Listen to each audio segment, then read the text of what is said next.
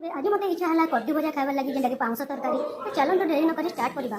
आम कड्डी पानी देदेली इंडक्शन बसदेली और 10 मिनट है काढ़ी आम कड्डीटा जो भल भाव सिझीगले फाइनाली आम कड्डी होगा गोटे प्लेट को काढ़ीदेवा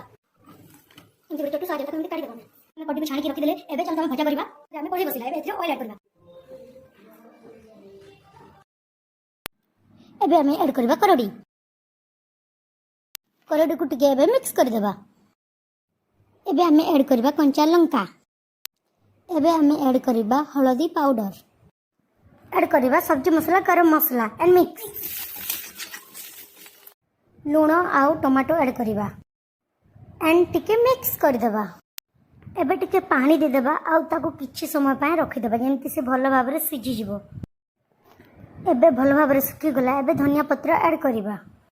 एंड मिक्स करी ताको गोटे प्लेट को काढ़ी देवा गला हमर करडी भजा जाको कहे बाउस तरकारी तो देखि पाटरे केते सुंदर देखा जाउछि जदि आपन मन को वीडियो भल लागला त like share comment subscribe share कर देबे।